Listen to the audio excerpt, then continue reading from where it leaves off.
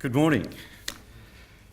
Yeah, it is interesting, isn't it? I think I've probably sat in the same seat for about 9 years and had 3 different department badges. So by the end of my career, I'm hoping to sort of wear them at my retirement party and see how much of the jacket we can actually get covered. But jokes aside, it does provide us with a unique opportunity where the state's water regulator and the water resource manager and the state's environmental regulator are coming together. And I'm going to talk to you today about 2 main things, which is the water sensitive cities approach and the Metronet project. So I started my working career down in the Peel Harvey. Tom Rose, my manager at the time, somewhere in the room, there he is at the back there. You can blame him, he created it all. But the reason I say that is at the time, the Peel Harvey system was going through a total ecosystem collapse. Nutrient levels massive, eutrophication, massive algal blooms, and it's a well-known fact that we built a $100 million cut to try and relieve those symptoms.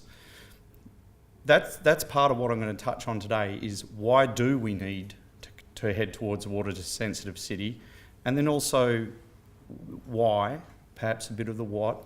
But Agni's going to go through a bit of the how and talk about some of the techniques we're hoping to fit into the Metronet project. So I've probably pretty much just outlined that, but we are transitioning from a business as usual approach towards a more contemporary and modern way of managing water in the urban landscape, but it's not without its challenges. Water sensitive city, it's interesting. You talk to people, what the hell does that mean? And it's quite interesting. A lot of students think it's something to do with you put your hand in the water and you come up with a rash, you're sensitive to it. But it's not. It's about, I guess, around the world, cities before Perth and even other Australian cities have coped with the massive infill development that happens where cities and countries get larger and the issues get bigger and bigger. And I guess it's a sort of, we're on a transition from way back when we started with unsewered cities and open drains and things like this, and then all of a sudden we have, sewage systems that are quaternary in their treatment and all these fantastic things. So we're transitioning along this continuum, but now we're going to have to do it with a bit more difficulty. But we want cities that are resilient, livable, productive, sustainable, and we've got some images up there that start to talk about some of the things. And I mentioned the healthy water bodies. Perth Peel at 3.5 has just been released. It is a very, very different document to what we're used to seeing in the planning environment, I'm sure you would agree. And it talks about the Peel Harvey being at levels again. Even though the Dawesville Channel did its job, those levels are now coming back up because of increased urbanisation. So business, I guess what I'm saying is business as usual is not going to get the job done. So we need to now consider how we can manage water in the urban cycle to be able to still have these wonderful water sensitive outcomes that you're reading on there. And I think it's well known also that a lot of the easy pickings, the easily developable land, it's gone. We're now developing land that is constrained from groundwater, high groundwater levels. They're in floodways. They're built over wetlands. The low-hanging fruit has gone. The other interesting thing about Perth Peel at 3.5, of course, is the infill development rates have gone right up. I think that's a healthy thing as well. But in doing both the green developments in flood, groundwater inundated land and infill development, is that we need to be able to build this infrastructure and have it from free of flooding and inundation. So there's a lot of work being done in those areas, and we're aware that the positiveness of having vegetation in our landscapes. Vegetation I like to think of as water in the landscape. It holds water.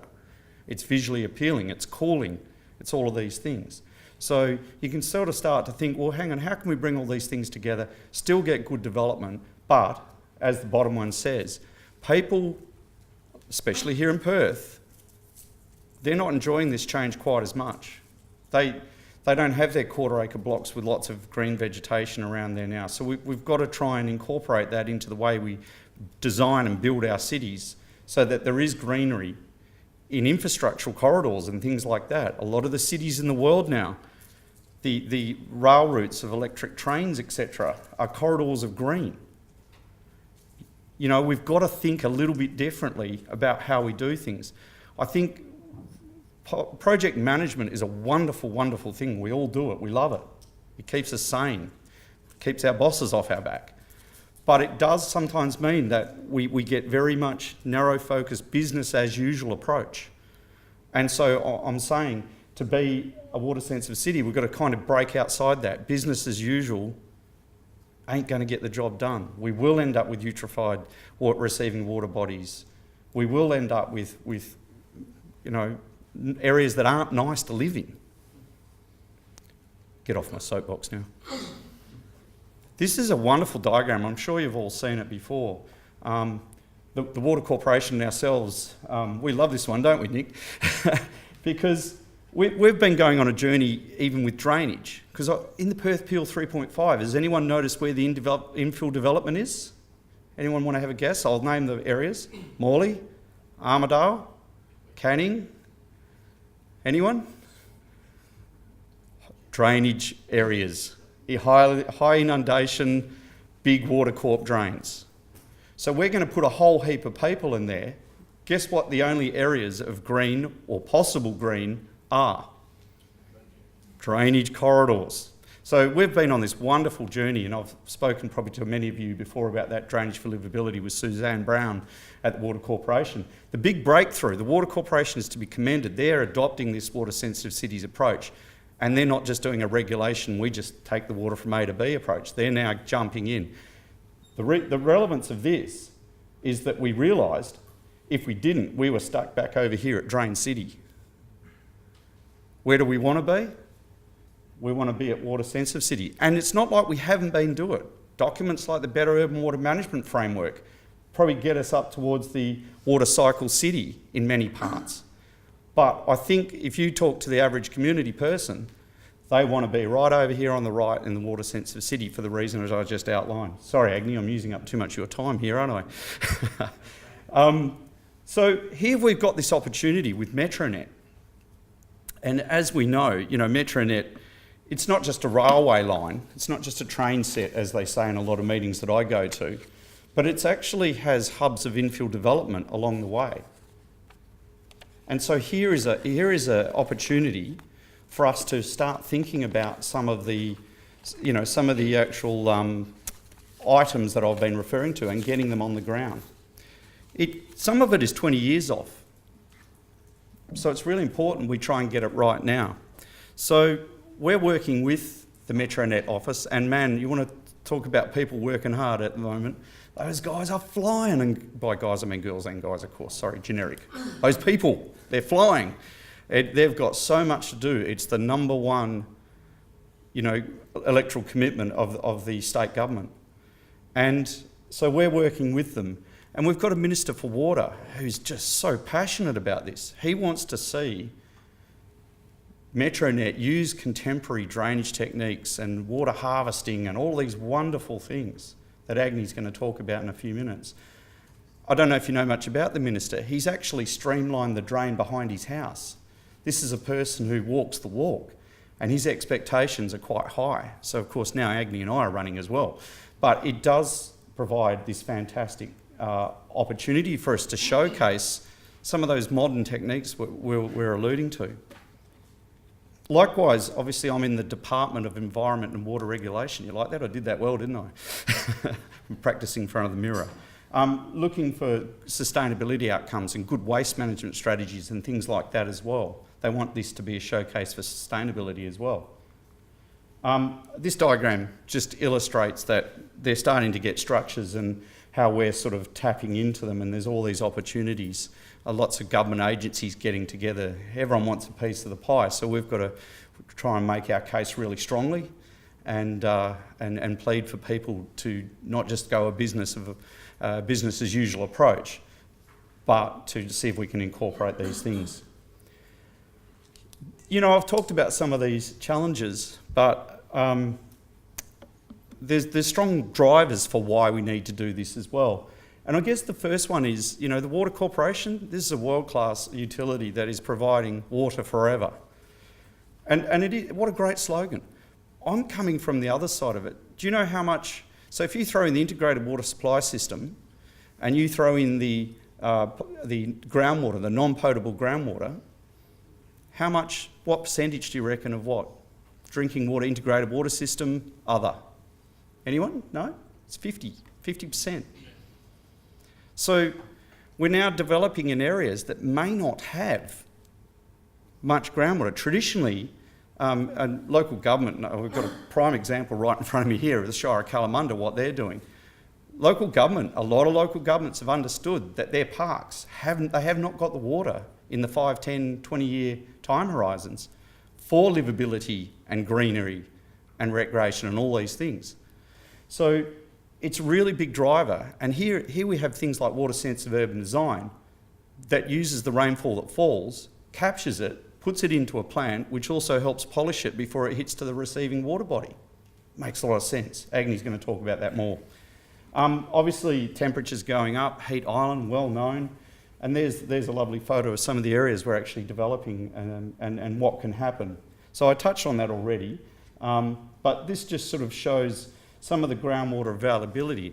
And if you start mapping out some of those rail routes, you can clearly see that they are in areas where groundwater availability is not good. Again, business as usual is not going to cut the mustard. We have to think and do things differently. So just in wrapping up that part, obviously, we've also got to protect the water that is used in the integrated water supply system. It's very valuable. To lose a couple of wellheads is a very, very expensive proposition. Nick could probably tell me off the top of his head, but it'd be $1.5 billion to replace a few wellheads. It's the equivalent of a desal plant. So we've got to also make sure that we're putting things in and that groundwater that's used in the integrated water system is protected. Now, this is all sounding pretty hard about now, but the good thing about hardness and complexity is the opportunity to do something different, to do something new, is also high. So whilst we've got to sort of scratch our heads and it's going to get hard, I also see tremendous opportunity. So I'm going to get Agni to run you through some of the water-sensitive urban design things here that could be used in Metronet. I'll just step over and Agni, you can take over. Thank you. How much time I have?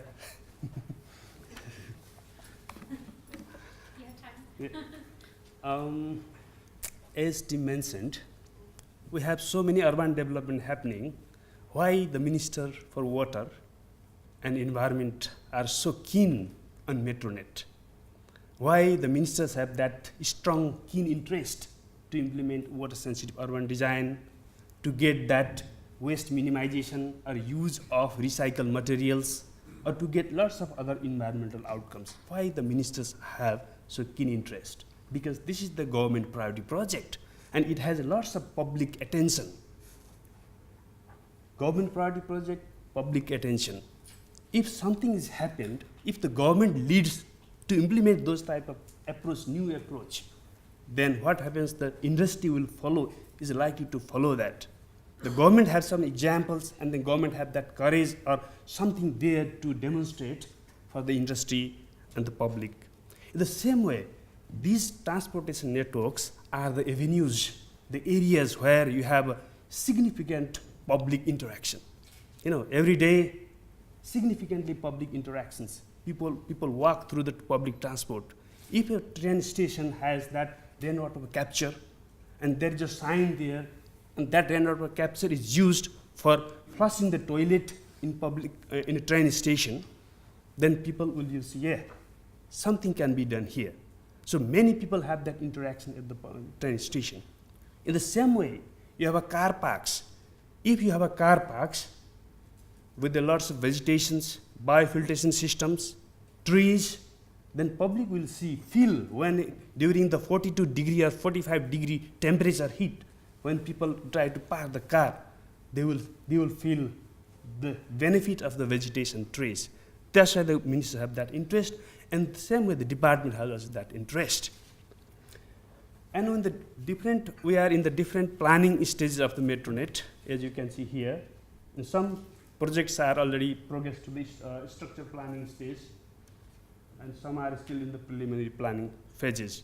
But what we are trying to do is, at the preliminary stage, we'll agree on a more principle. Principally, the preliminary documents they will be preparing, project definition plan or business case, the inclusion of water sensitive urban design is accepted there, committed there. That's what we want. But when it goes to further planning stage, we would like more detailed conceptual designs and the more detailed design. So what may be the potential solutions, water sensitive urban design solution or environmental sustainable development solutions that can be applied along the Metronet and the station precinct development areas? Then first you need to have a sufficient land corridor so that you can include, in addition to the regular transportation network, you include the green vegetation corridor. You can have that biodiversity linkage. Not only we are talking here, if you look around the world, there are a number of areas where it has been already done. And also same, the station also need to consider that extra, not only how many cars we can park there, car base, but they are also considered for putting tree pits, biofiltration system, where when we have lots of hydrocarbons and all pollutants generating from car parks can be captured and treated by the biofiltration systems. Then you can have water quality outcome as well, and the other livability and that heat reduction outcome as well. In the same way, you can also look for how stormwater is managed within the railway corridor, how the drainage is managed, how the flood protection requirement from the for the transportation network is managed or achieved. That we can look for the entire corridor and stations. And if you look at the car park at the station, train station, I mean, this is an example in Point Fraser, East Perth. Yeah, I mean, you can design the car park where you have, you can see the station areas with the trees and vegetation. And look, I mean, example, this is, I mean, the same area, the East Perth, Point Fraser. This is Mandurah.